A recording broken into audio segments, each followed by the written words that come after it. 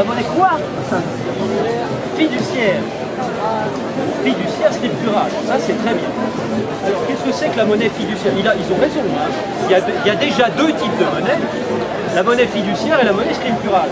La monnaie fiduciaire, ça vient du latin fidus, qui veut dire confiance. C'est la monnaie comme ça, les pièces et les billets. Pourquoi on l'appelle la monnaie fiduciaire et pourquoi ça vient du latin confiance? Parce qu'il faut vraiment avoir confiance qu'un bout de papier avec marqué 10 dessus ait une valeur pour l'accepter. Il faut vraiment y croire. Bonjour, est-ce que tu peux te présenter et présenter ce que tu fais sur le festival? Eh bien, je m'appelle Gérard Fouché, je suis un spécialiste de la monnaie et donc le Festival des Utopies Concrètes, là, il y a besoin de s'intéresser à la monnaie, il y a besoin de s'intéresser aux monnaies complémentaires.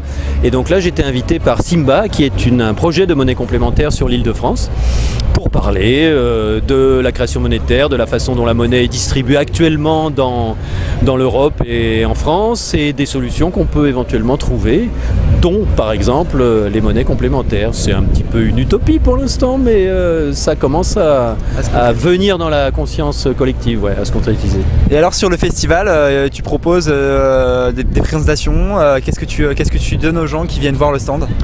Eh bien là, je viens de faire avec Sybille Saint-Giron un jeu qui s'appelle le jeu de la corbeille et qui est très intéressant parce qu'il permet d'expérimenter et de ressentir différents systèmes monétaires. On utilise et on fait jouer les gens avec des cartes à jouer, des bonbons, etc. Et on peut ressentir comment fonctionnent nos comportements, comment fonctionne notre économie, la façon dont les échanges s'effectuent, avec différents moyens de comptabiliser nos échanges. Donc ça, c'est intéressant. Et puis à la suite de ça, j'ai fait une présentation sur le système actuel. Comment il fonctionne, quelles sont ses conséquences, souvent néfastes, en tout cas pour ceux qui n'en profitent pas directement, au niveau des conflits sociaux, au niveau des conflits internationaux, au niveau de l'écologie en particulier. Le système financier qu'on a actuellement a de grosses conséquences au niveau du pillage de la planète et de l'évolution de l'écologie et de l'environnement. Et donc voilà, je viens de faire une présentation là d'1h30, 2 heures environ, et que j'ai terminé avec des propositions de solutions, de réformes, etc. Donc après, libre à chacun de faire son marché, de s'intéresser à tel ou tel aspect de ce que je décris et d'agir en tant que citoyen. Et alors, au niveau des personnes qui justement sont présentes, quelles ont été à peu près les réactions que tu as pu percevoir et qu'est-ce que tu penses de la manière dont les gens reçoivent en quelque sorte le message que tu délivres? Ça monte, la conscience monte terriblement.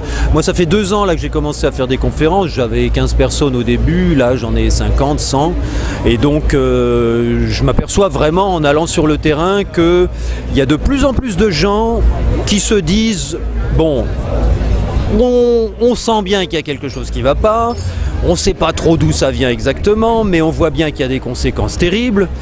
Donc on a compris peut-être maintenant que c'est peut-être un petit peu idiot d'attendre que les solutions nous viennent d'en haut. Et donc on va se renseigner, on va s'informer, on va se réveiller les uns les autres et on va prendre les choses en main. Et ça, c'est passionnant de voir qu'un festival comme ça regroupe tous ces gens-là qui ont un petit peu sauté le pas de la prise de décision, non plus collective, non plus venant d'ailleurs, mais venant d'eux-mêmes.